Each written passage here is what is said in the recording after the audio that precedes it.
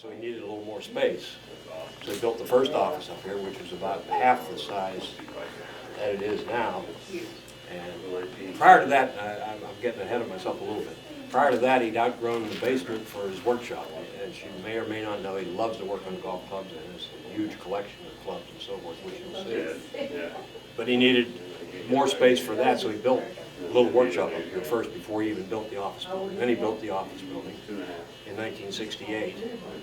And then a few years since, many years after that, and about 10 years ago, we expanded. Arnold's office, for instance, we're standing in Arnold's office right now in the old building.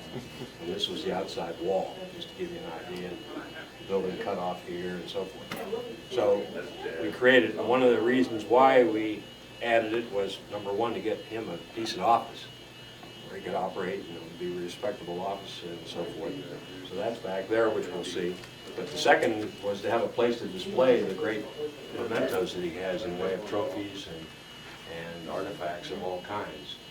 And I'll try to describe a few of them that I think are the most interesting. We call this our President's Corner. And in addition to all the pictures of the various presidents that he's played golf with, as you can see on the wall, these are 6 of the major trophies of tournaments he's won. That's a replica of the U.S. Amateur victory in 1954 in Detroit.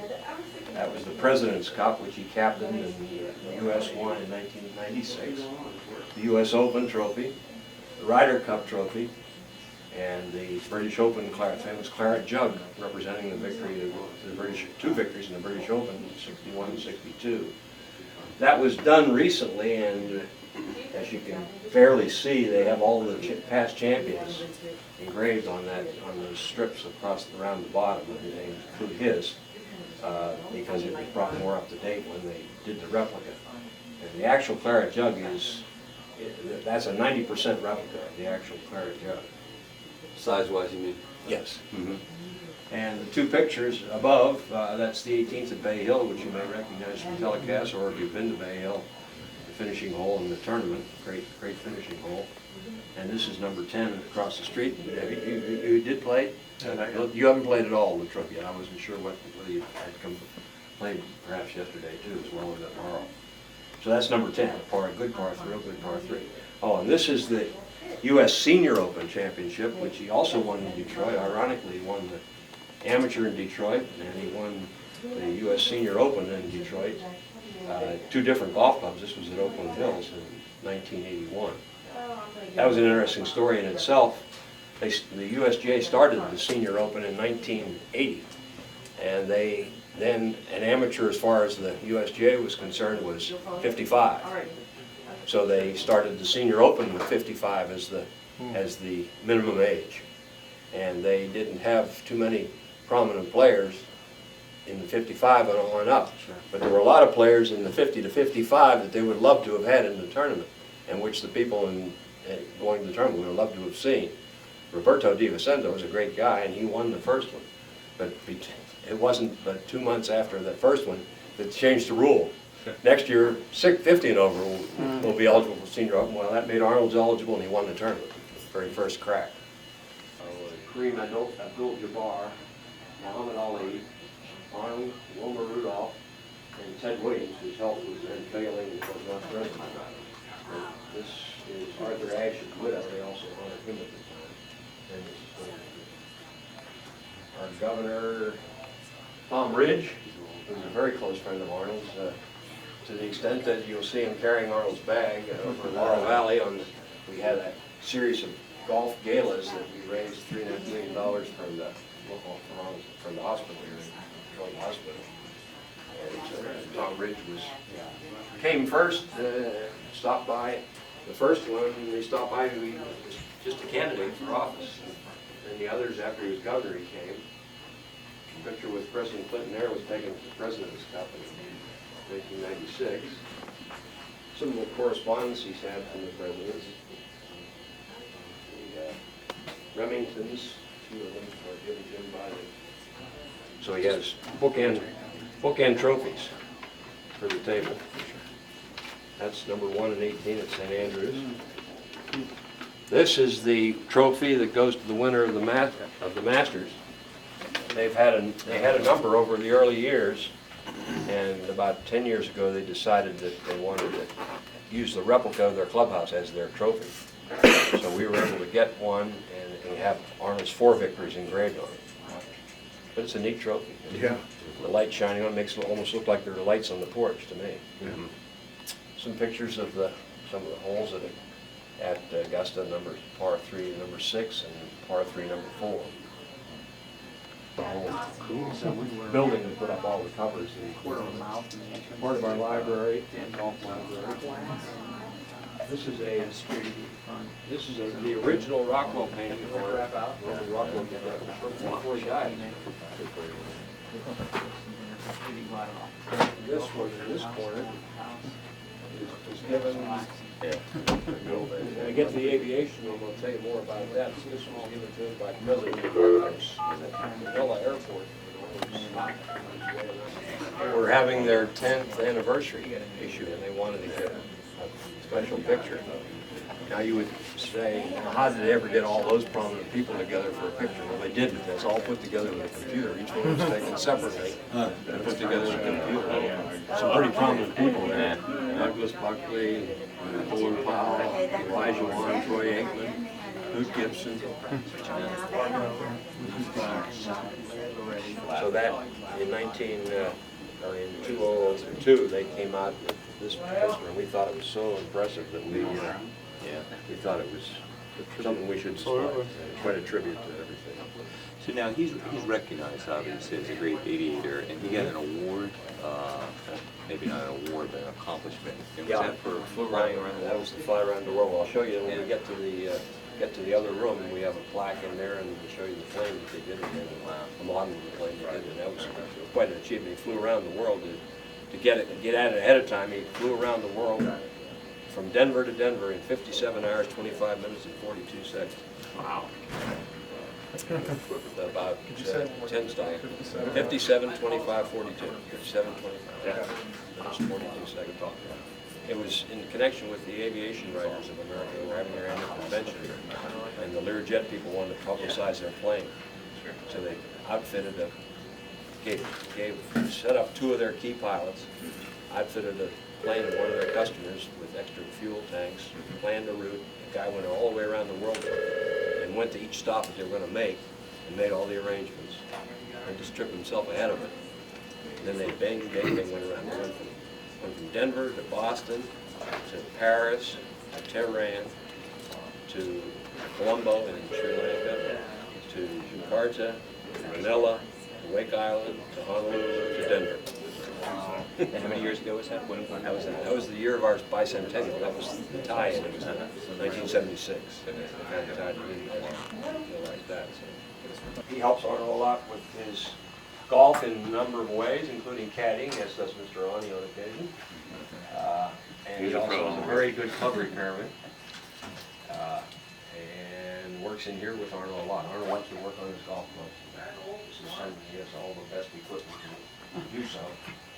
The clubs that are on display are just some of his collection. We estimate, without actually counting, that he has about 10,000 golf clubs. There are 2,000 putters in those 4 bins, and a few on the floor, as you can see here. But he has roughly 2,000 putters, and most of the woods that are there are the metal woods Kurt club type of thing, mostly Callaway. Most of his older irons and older equipment are in a warehouse down on the golf course. There's quite a display arrangement itself. And some of the current Callaway equipment and clubs here. There's about 62 at Latrobe. He subsequently shot 60. That's his record though.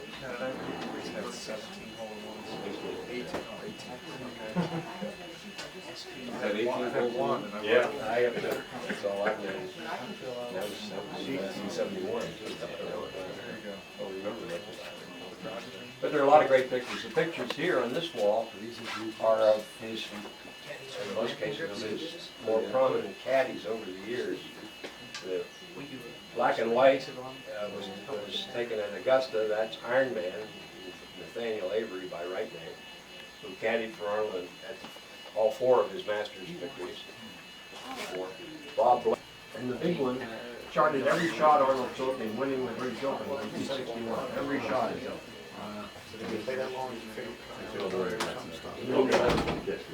They went back 4 years later.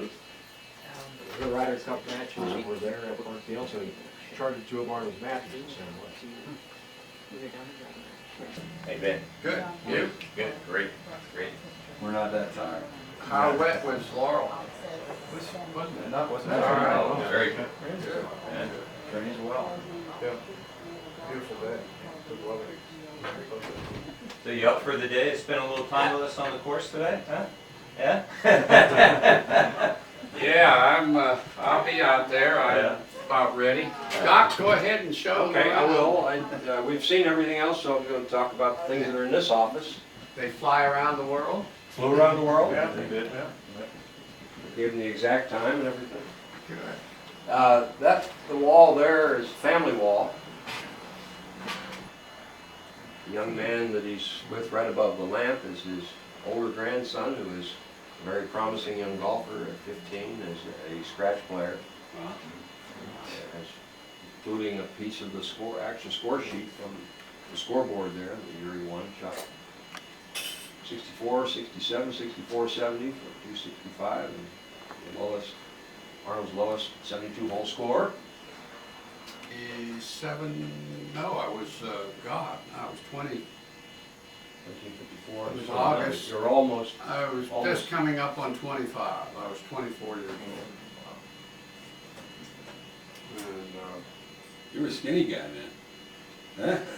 very.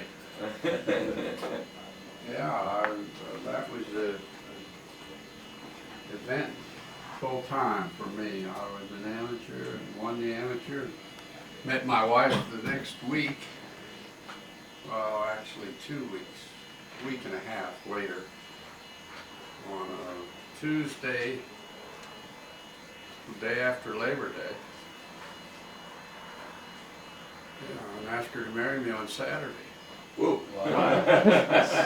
And we were married for 45 years. That's wonderful. Married 3 months later. Married 3 months later. That's great. The honorary degree from Wake Forest is there. The 3 large pictures are, I'm sorry. Oh, well, I was just going to throw an anecdote in, which is now pretty controversial. ACC. Oh, yes. I was the recipient of a golf scholarship at Wake Forest in '47, and the man that gave me that scholarship was the athletic director at Wake Forest. His name was Jim Weaver, and he eventually, after that, became the first commissioner of the Atlantic Coast Conference. He and a few other guys from Duke and Carolina formed the Atlantic Coast Conference, and that was celebrated 50 years ago. Wow. And that was just celebrated this year. That's awesome. And you see what they're doing now. Moving into the big time with Miami Yeah. and Virginia Tech. How do you feel about that? Good. Think they're making a good move? Or? Oh, yeah. Yeah. Oh, I'm related because that's, that will put them into the class of the SEC. Doc, you might not interrupt me. Yeah, You sure. might show them the board of directors of Pebble. Oh, yes. Guys who own the place. 4 owners. Arnold, Dick Ferris, Peter Uberoff, and Clint Eastwood. Peter Uberoff, yeah? Clint's a pretty good golfer. Pardon me? Is Clint Eastwood a pretty good golfer? He's a golfer. Consummate politician here, That's great. Yeah. Right in the middle is Arnold hitting the shot. Oh, that's an actual photograph, it's not painted. But I think that is just a Yeah, spectacular that is. view. This, of course, is the now very familiar farewell photo when he played his final British Open in 1995 at St. Andrews. some of the 18 holes in one, including, these were back-to-back on successive days on the same hole at the Chrysler Cup matches at Avenel, where they now play the Kemper. He made it on the fourth hole, he made a hole in one on Tuesday, and a throw-in on the next day, and the Wednesday throw-in went back to the same hole, and with television sitting there, because for some reason, I don't know, they had a hunch, or they just wanted to show him hitting the ball regardless. Sam, if he doesn't do it again, so, which is a very rare feat in golf, of course. And some of his honors that he's received, some of the top awards he's received over the years, locally and nationally. More crystal. The table is an interesting story in itself. Early on, the tour gives a medal to the winner of the tournaments, and USGA does as well. Some tournaments these one didn't, but the bulk of them did. Well, early on, he decided he wanted to have some way of displaying the medals. So he got the idea of the table. So this table goes way back. You can see it's even, the wood's even cracking. It's so old. But he never had it sitting without a couple of open holes for the next victim. And we're still there, waiting. Still there waiting. This is another model of his plane. This book has some pictures taken when he was honored by the Pittsburgh Steelers last year at halftime at one of their games, the Steelers-Atlanta game, Pittsburgh-Atlanta game, at halftime, 68,000 people saluting him when he went to midfield during the halftime. It was pretty heartwarming and impressive thing. Some of his other honorary degrees, and this is our local college, St. Vincent College. And How about the teddy bears? even the teddy bear, that was even a contract that he had once.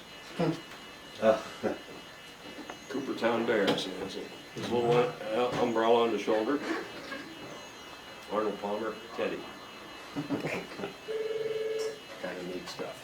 Great effect. Creating an effect on that is great. Yeah, oh yeah. What is that? From many members of the course here? We have 350 members of the church. You and I didn't do it together then. And it's a mixture of local people, mostly local, but there are about 40 to 50 members who live outside this county, mostly from Pittsburgh, that are members, and then we have an out-of-state membership, which there are about 15 or 20. So Mr. Palmer owns 4 courses? He owns Latrobe, he owns Bay Hill with a couple of partners. Those are the only two that he has. Oh, he doesn't own Laurel He Valley? does not. Laurel Valley is owned by the members. Pebble Beach Fund. And Pebble Beach, he's part of it. Okay, I guess we're ready to go over to Ready to move? the warehouse. Action news here. Only gonna do this once. No, well, and you're welcome to come on in if you like. I don't see too many lefty clubs. No, not too many. There we do have a few, but Oh, you know, yeah. sports and clubs. These are clubs from Got a new tractor. All right, ready? 1, 2, 3. Does it just make a little sound? Yeah. Yeah, we do another one or a second? No, Okay. You're gonna leave your It should show up right here. Yeah, good, good. Didn't play. I'd say 98% of them. Maybe you just played with them one time, but please at least give them a try. There are some of the old Hogan drivers. Mr. Palmer used a Hogan driver when he drove the #1 green at Cherry Hills in 1960. So we have that. What was that? That was 300 and... Hey, I got 825. And he tried every day leading up to it. And in the final round, he tried to do it again, and he finally got it. So we donated that to Cherry Hills. There are a lot of people ask if we know specifically, what driver to use for the men on the database. So we're the Canner? Canner for those? no. Huh? These guys can help you out. And some of the clubs here, whenever the ball falls away. So if you're slicing it, right on the field. We got some pictures of y'all with the tractor. Oh, yeah. I've only got 100 pictures on it. Very prudent.